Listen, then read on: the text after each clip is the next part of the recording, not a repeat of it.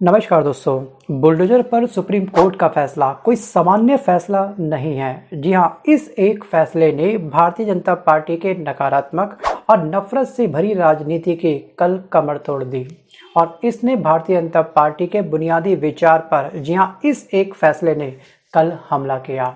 और वहीं पर भारतीय जनता पार्टी जो हमेशा हर मंच पर चुनावी रैली पर जनता के सामने जी हाँ एक डर पैदा करती है, हमेशा ये कहती है कि बुलडोजर चलाने के लिए काबिलियत की आवश्यकता होती है, तो सुप्रीम कोर्ट ने सीधे उस काबिलियत पर कल एक बहुत बड़ा प्रहार किया है। सो गाइस, सुप्रीम कोर्ट ने जो अपना फैसला सुनाया है, ये फैसला सुनाया है आर्टिकल नंबर 142 के तहत। राइट, 142 जो अनुच्छेद है, ये अनुच्छेद सुप्रीम कोर्ट को एक विशेष पावर देता है। हम कह सकते हैं कि सुप्रीम कोर्ट को एक वीटो पावर देता है। एक्चुअली जिन मामलों में अब तक कोई कानून नहीं बन पाया है हमारे संविधान के अंदर, उन मामलों में न्याय करने के लिए सुप्रीम कोर्ट अपना फैसला सुना सकता है। ये है सुप्रीम पावर सुप्रीम कोर्ट के पास। जी हाँ, सिर्फ बुलडोजर एक्शन को लेकर के पहली बार सुप्रीम कोर्ट ने आर्टिकल नंबर 142 का प्रयोग नहीं किया है, ध्यान रखिएगा। इससे पहले भी कुछ खास मामलों में जी हाँ सुप्रीम कोर्ट ने इस अनुच्छेद का प्रयोग किया है। आपको याद होगा दोस्तों, तलाक के मामले में, जी हाँ पहले तलाक के कुछ खास मामलों में भी कोर्ट ने आर्टिकल 142 को आधार बनाते हुए अपना फैसला सुनाया था। सो गाइस, सुप्रीम कोर्ट ने अपनी टिप्पणी में ये कहा है कि अफसर जो खुद को जज समझते हैं, जी हाँ अफसर खुद जज नहीं बन सकते हैं अब। जी हाँ, कुछ जो होते हैं अफसर, कुछ अधिकारी होते हैं जो खुद को अपने आप को काफ़ी सुप्रीम समझ लेते हैं, सुप्रीम कोर्ट से भी ऊपर समझ लेते हैं, अपनी मनमानी चलाते हैं। जी हाँ, उनकी मनमानी पर सुप्रीम कोर्ट के इस फैसले ने लगा दिया पूरा फुल स्टॉप। सो गाइस, यहाँ पर अपने आप ही ये अधिकारी, ये अफसर जी हाँ जज और जूरी बन के खुद फैसला सुना देते हैं। और यहाँ पर अगर हम बात करें ये अधिकारी है कौन, ये अफसर है कौन, दोस्तों ये अफसर है सरकारी अफसर।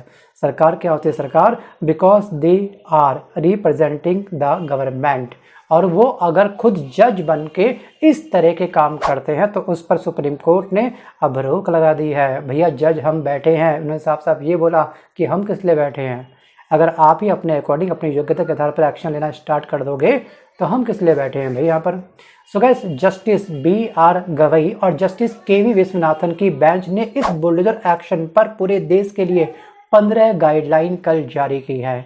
जी हाँ, ये गाइडलाइन आप सबको ही पता होनी चाहिए क्योंकि हमेशा बुलडोजर चलता है एक आम जनता के घर पर, एक गरीब के घर पर। जी हाँ, इसकी गाइडलाइन के बारे में आपको जरूर पता होना चाहिए। हर गाइडलाइन का आप भी एक बार स्क्रीनशॉट पक्का लेना। अगर आप भी कभी बुलडोजर के माध्यम से किसी गरीब का घर टूटते हुए देखो, जी हाँ अन्याय होते हुए देखो, तो आप भी आवाज़ उसके लिए उठा सको। सो गाइस, धर्म सिर्फ एक्चुअली और ये बुलडोजर जो है ना केवल गरीब जनता के लिए बना होता है। जी हाँ, हिंदू मुस्लिम के लिए बना होता है। कभी आपने देखा है कि किसी धर्म के दंगों के अंदर किसी VIP नेता का कोई बच्चा आपको इंक्लूड होता हुआ नहीं दिखाई देगा? कभी आपने देखा है किसी विशेष नेता का, जी हाँ जो नेता काफ़ी अच्छे तबके पर बैठा हुआ है उसके घर पर कभी आपने बुलडोजर चलते हुए नहीं देखा होगा। जी हाँ, बुलडोजर और धर्म की दीवार केवल तैयार की गई है एक गरीब के लिए, आम जनता के लिए। वापस आता हूँ टॉपिक की तरफ। सुप्रीम कोर्ट की बेंच ने अपना फैसला सुनाने से पहले, इस बेंच के एक जज हैं BR गवई। जी हाँ, इन्होंने फैसला सुनाने से पहले कुछ पंक्ति बोली है।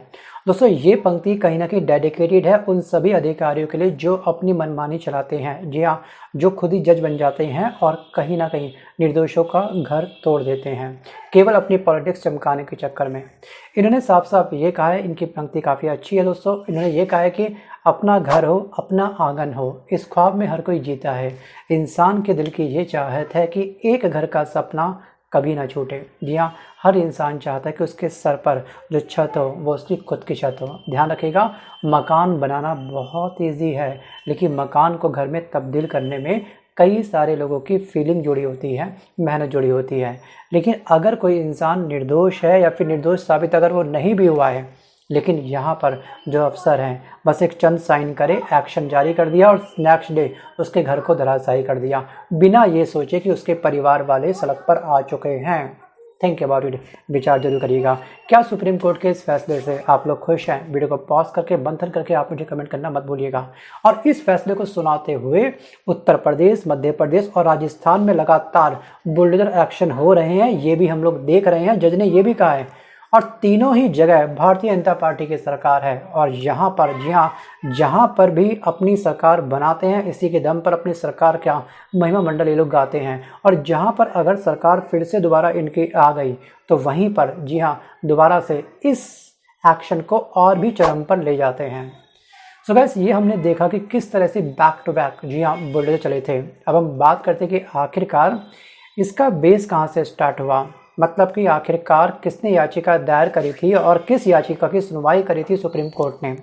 सो गाइस उत्तर प्रदेश, मध्य प्रदेश, राजस्थान में लगातार बुलडोजर एक्शन के बाद जमीयत उलेमा ए हिंद में सुप्रीम कोर्ट में याचिका लगाई थी। जी हाँ, उलेमा ए हिंद ने एक याचिका लगाई थी सुप्रीम कोर्ट में, जिसमें ये आरोप लगाया गया था कि जब बीजेपी शासित राज्यों में मुसलमानों को निशाना बनाया जा रहा है और बुलडोजर एक्शन वहाँ पर लिया जा रहा है। सो गाइस जब भी हम लोग किसी भी इस तरह के एक्शन देखते हैं, शुरुआत में तो हम लोग काफ़ी खुश हुए थे। आपको याद होगा बुलडोजर बाबा हमने योगी को काफ़ी विख्यात किया था। लेकिन वहीं पर जब ये बुलडोजर की दिशा उत्तर प्रदेश के पंतनगर की तरफ स्टार्ट हो गई थी जहाँ पे सभी हिंदू थे, जी हाँ फिर क्या हुआ, जी हाँ हिंदू ने भी क्या करा, कहीं ना कहीं योगी जी से क्या लगाई, दरकार लगाई, उनसे गुजारिश करी।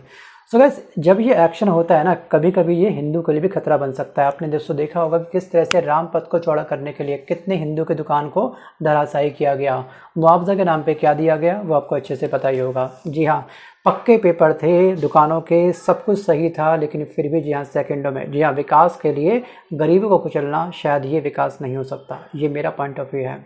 और दोस्तों शायद यही बुलडोजर एक्शन था जिसकी वजह से अयोध्या के अंदर बीजेपी लोकसभा चुनाव के अंदर बुरी तरीके से हारी थी। सो गाइस 82% से अधिक आबादी वहाँ की हिंदू की है और हिंदुओं ने इनको वोट नहीं दिया। विचार करने योग्य दोस्तों ये बात है। सो गाइस अब इस पर केंद्र सरकार ने क्या दलील दी है वो भी हमको पता होना चाहिए। केंद्र सरकार ने दलील दी थी कि कोर्ट अपने फैसले से जी हाँ हमारे हाथ ना बांधे। सोचिए केंद्र सरकार ने ये काउंटर किया है सुप्रीम कोर्ट को कि जी हम तो ऐसे ही एक्शन लेंगे और किसी की भी प्रॉपर्टी इसलिए नहीं गिराई गई है क्योंकि उसने अपराध किया है। दोस्तों इन्होंने अपना एक जस्टिफिकेशन दिया है, अपना क्लैरिफिकेशन दिया है, अपना आपको निर्दोष साबित करने का एक थोड़ा सा इन्होंने ट्रम्प कार्ड चलने का प्रयास किया है केंद्र सरकार ने। आरोपी के अवैध अधिक्रमण पर कानून के तहत एक्शन लिया गया है। दोस्तों यहाँ पर कानून के तहत अगर एक्शन लिया गया है तो सुप्रीम कोर्ट से फाइनल एक परमिशन लेनी आवश्यक होती है। जी हाँ, और यहाँ पर आपको एक चीज़ और ध्यान रखने की, हमेशा किसी के भी घर को गिराने से पहले उसको एक नोटिस आप जारी करते हो। जब कोई ऑप्शन नहीं बचता है तब फाइनल दोस्तों क्या होता है, आप लोग घर गिराने का एक्शन ले सकते हो। लेकिन यहाँ पे क्या होता है कि रात को निर्दोष को पकड़ा, मतलब कि दोषी को पकड़ा और उसके बाद नेक्स्ट डे अगली मॉर्निंग ही उसके घर पर भेज दिया बुलडोजर, तो आपने मतलब कि नोटिस जारी किया ही नहीं। तो इसको लेकर के फाइनली क्या हो गया कि सुप्रीम कोर्ट ने 15 जी हाँ सख्त टिप्पणियाँ जारी करी है, गाइडलाइन जारी करी है। ये रहा आपके स्क्रीन पर, ध्यान से आप इसको देखिएगा। सो गाइस अधिकारी खुद जज नहीं बन सकते हैं, ये सीमाओं को पार करना होगा। जी हाँ, जो हमारे संविधान का डेकोरम है उसको क्रॉस करने जैसा होगा। और अधिकारी कानून अपने हाथ में लेता है तो उसके खिलाफ एक्शन लिया जाना चाहिए और गलत नियत से लिए गए एक्शन पर अधिकारी को बख्शा नहीं जाएगा। इसके अलावा इन्होंने दोस्तों गाइडलाइन में ये भी कहा है कि कोई सिर्फ आरोपी है, ठीक है, ऐसे में उसकी प्रॉपर्टी गिरा देना बिल्कुल असंवैधानिक है। और पांचवा पॉइंट दोस्तों यहाँ पर यह है कि जब एक कंस्ट्रक्शंस को अचानक गिराने के लिए चुना जाता है और दूसरे को नहीं, तो यहाँ पर दोस्तों कहीं ना कहीं पार्शियलिटी साफ साफ झलक रही है। जी हाँ, घर जो होता है वर्षों का संघर्ष होता है, इसमें एक इंसान के नहीं बल्कि कई इंसानों की फीलिंग जुड़ी होती है, कई इंसानों का संघर्ष इसमें जुड़ा होता है। और इसे गिराया जाए तो अधिकारी को साबित करना होगा कि ये आखिरी विकल्प था या फिर नहीं, इससे पहले उसने क्या क्या एक्शन टेकन लिए।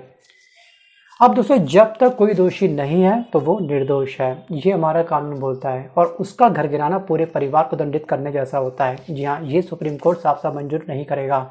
अगर दोस्तों यहाँ पर किसी अधिकारी के द्वारा कोई भी घर गिराया जाता है तो वो अपनी सैलरी से, अपने वेतन से उसका घर बनवा के देगा और उसको मुआवजा भी प्रोवाइड करेगा।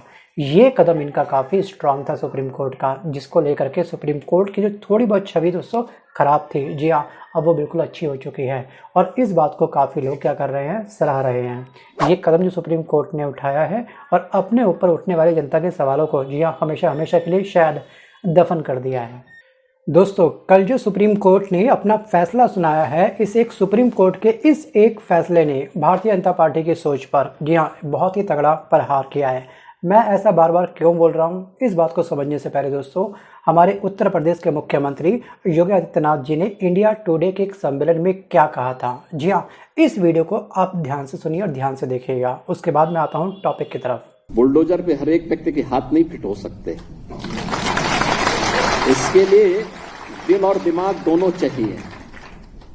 दिल और दिमाग दोनों चाहिए। बुलडोजर जैसी क्षमता और दृढ़ प्रतिज्ञा जिसमें हो वही बुलडोजर चला सकता है। दंगाइयों के सामने नाक रगड़ने वाले लोग बुलडोजर के सामने वैसे ही पस्त हो जाएंगे।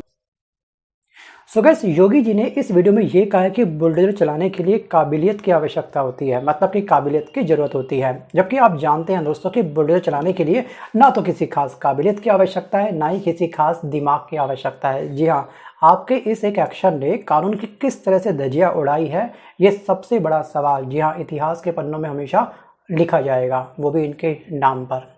आप अपने व्यक्तिगत प्रतिशोध के चलते लोगों पर एक्शन करते हैं, आप जांच के बगैर बुलडोजर चला देते हैं, और ऐसे में मुख्यमंत्री योगी आदित्यनाथ काबिलियत की बात कर रहे हैं। दोस्तों, काबिलियत की बात तब आती है जब आपके पास कोई पावर ना हो। जी हाँ, बिना किसी पावर के आप एक्शन लेके दिखाओ। आप उत्तर प्रदेश के मुख्यमंत्री हैं, जी हाँ, आपके पास में पुलिस भी है और मीडिया का दुष्प्रचार भी आपके पूरे कंट्रोल के अंदर है। दोस्तों, जब बुलडोजर चलाया गया था उस समय किस तरह से गोदी मीडिया के एंकर ने बुलडोजर पर बैठ करके अपना इंटरव्यू दिया था। जी हाँ, लोगों से राय मांगी थी, इस चीज़ को बहुत ही हाइप किया गया था। बुलडोजर बाबा के नाम पर इनको उत्तर प्रदेश की कुछ गिनी चुनी जनता ने इनको भगवान मान लिया था। लेकिन जब योगी जी के बुलडोजर की दिशा चली थी हिंदू की तरफ, आपको पता होगा पंतनगर में क्या हुआ था, थिंक अबाउट इट। जी हाँ, तब हुआ त्राहिमाम त्राहिमाम त्राहिमाम। दोस्तों, मैं आपकी काबिलियत तब मानूंगा जब आप वास्तविक रूप से अपने इस एक्शन के द्वारा साफ साफ इंसाफ करें और कोर्ट की धज्जियां ना उड़ाएं। जो हमारा कानून है, जो हमारा पिनल कोड है, जितनी हमारी धाराएं बनी गई हैं, उसकी आप धज्जियां ना उड़ाएं। मैं कह सकता हूँ कि इनफैक्ट, इन शॉर्ट, कि आप संविधान की धज्जियां उड़ाए बिना कुछ काम करके दिखाओ, ऐसा तब हम माने। अगर बुलडोजर चलाने के लिए अगर आपको काबिलियत की जरूरत पड़ती है तो आपसे पूछना चाहता हूं कि ये भाजपा के वो 3 कार्यकर्ता जिन्होंने IIT BHU की छात्रा के साथ दुष्कर्म किया था और इनमें से 2 को बेल मिल जाती है, इन्होंने दुष्कर्म किया था और ये आरोप है इन पर, क्या इनके घर पर आपने बुलडोजर चलाया? बुलडोजर क्यों नहीं चलाया? सबसे बड़ा सवाल मेरा ये है। अगली पर्सनैलिटी है कुलदीप सिंह सेंगर। जी हाँ, इसने एक पूरे फैमिली को बर्बाद कर दिया था, एक नाबालिग के साथ दुष्कर्म किया था। क्या इन पर योगी जी ने बुलडोजर चलाया? जी हाँ, बुलडोजर क्यों नहीं चलाया? मेरा अगला क्वेश्चन इनके साथ ये है। सो गाइस, हाथरस के बारे में आपको पता होगा। जी हाँ, इस तस्वीर को आप ध्यान से देखिएगा। रातों रात दलित बिटिया का शव पेट्रोल छिड़क करके उसको जला दिया गया था, बट यहाँ पर आरोपी आपके सामने था, तो तब आपने उसके घर पर बुलडोजर क्यों नहीं चलाया? बलात्कारी राम रहीम, जिसे भाजपा बार बार पेरोल पर रिहा करती है। आपको याद होगा किस तरह से हरियाणा में विधानसभा चुनाव थे, चुनाव से 3 दिन पहले, जी हाँ, इसको रिहा कर दिया गया था, पेरोल पे बाहर कर दिया गया था, क्योंकि इसके पास एक बहुत बड़ा वोट बैंक है एक स्थान का, हरियाणा के। तो सोचिए क्या हुआ। क्या इसके किसी आश्रम के अंदर, इसके किसी घर के अंदर, इसके किसी छोटे से किचन के अंदर कभी बुलडोजर की दिशा बनी? तो इसके घर पे आखिरकार आपने बुलडोजर क्यों नहीं चलाया?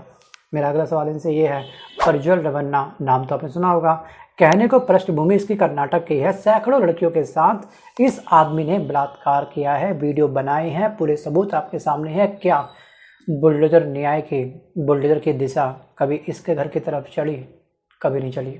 ऐसी एक बहुत बड़ी दोस्तों फेहरिस्त है, एक लंबी चौड़ी चार्जशीट इसके खिलाफ बनी हुई है, वो भी दिल्ली पुलिस ने तैयार करी है, लेकिन फिर भी कुछ नहीं हुआ। अब सोचिए दोस्तों कि क्या वास्तविक रूप से बुलडोजर इंसाफ करता है? अगर इंसाफ करेगा तो इंसाफ के तराजू में, जी हाँ, हर इंसान बिल्कुल इक्वल होगा, चाहे वो किसी भी धर्म से संबंधित क्यों ना हो। और दोस्तों, एक पर्सनैलिटी मुझे और आ रहा है याद, उसका नाम है अजय मिश्रा। जी हाँ, किसानों को कुचल करके अजय मिश्रा के बेटे की गाड़ी चली जाती है। दोस्तों, आरोप गंभीर है, जेल में है। क्या इनके घर पर बुलडोजर चला? नहीं चला। अगली पर्सनैलिटी है स्वामी चित्यानंद। इन पर कुछ नाबालिगों ने आरोप लगाए थे और वीडियो भी सामने उभर करके आए थे, मगर क्या उस भारतीय जनता पार्टी के नेता के घर पर बुलडोजर चला? नहीं चला। इसलिए सुप्रीम कोर्ट अब इन स्टेट की सरकार की नीयत पर जी हाँ सवाल उठा रही है। यानी कि कुछ जगहों पर तो आप बुलडोजर चला रहे हैं, मगर कुछ जगहों पर आपका बुलडोजर नहीं चलता है। राज्य सरकारों की मनमानी पर किस तरह से सुप्रीम कोर्ट ने रोक लगाई है, अभी हमने जाना। दोस्तों, तमाम नेताओं के ट्वीट आप देख सकते हैं स्क्रीन पर। और दोस्तों, इस पर आपकी राय क्या है? जी हाँ, सुप्रीम कोर्ट का ये कदम आपको अच्छा लगा या फिर बेकार? आप मुझे कमेंट करके जरूर बताइएगा। और आज के इस वीडियो में बस इतना ही। मिलता हूँ जल्द नए वीडियो के साथ, तब तक के लिए धन्यवाद।